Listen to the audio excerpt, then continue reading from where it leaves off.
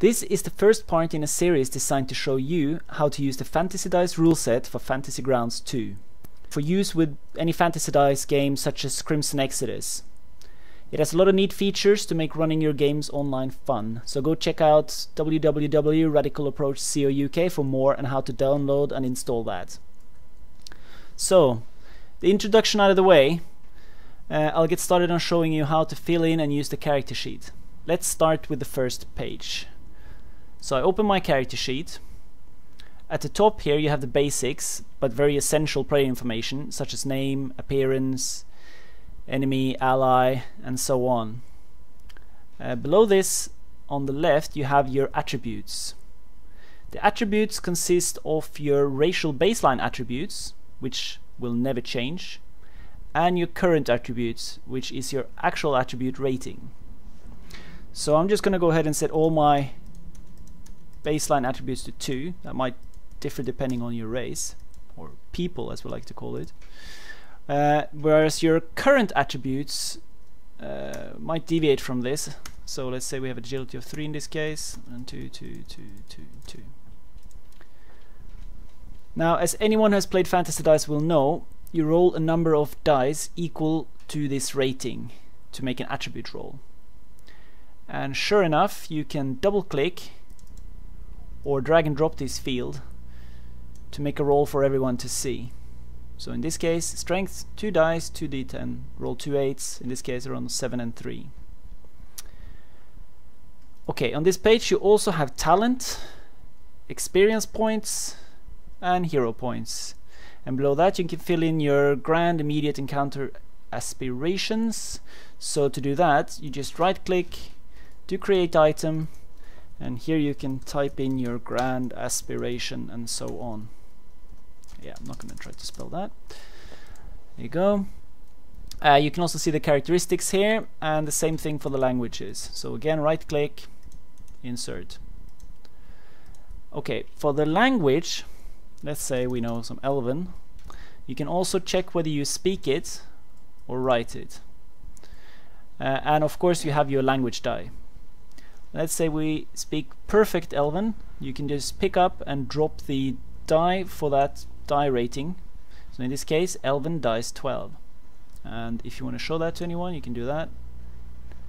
And you'll see Elven D12. Doesn't make sense to make a roll here, but doesn't really matter. Okay, you can also use the mouse wheel up and down to change this. But let's keep it at dice 12 at the moment. Now, to help with role-playing immersion, you can speak in different languages in Fantasy Dice.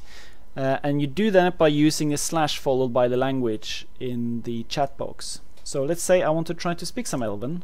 I can type Elven space and I come with ill tidings.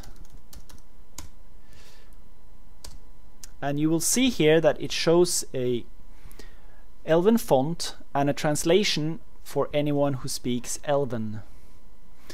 Now in this case I speak perfect Elven, dice 12, but it will scramble some of the words in the translation if the speaker or listener of that language doesn't have a perfect rating.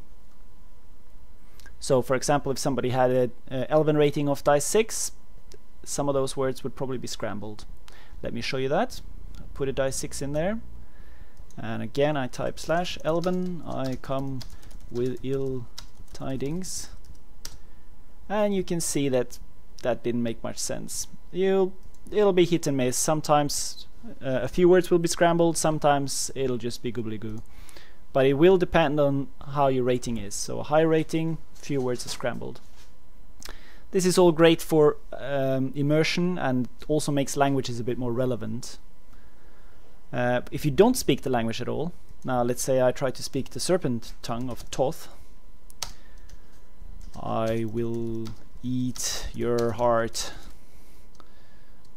No, you can't do that because you don't speak Toth. Equally, if somebody was to type something in Toth, I would see the font for Toth, which is different from Elven by the way, but I would not get a translation. The GM has a lot more tools for this.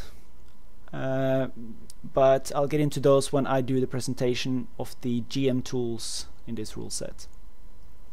Now the last thing on this page is the ammo pane. Here you can set your trigger ammo, so you just type it in, let's say 5 trigger ammo, or you can use the mouse wheel to change it. And it'll show you a number of black arrows representing the ammo you have available. Sorry, the maximum ammo you have available.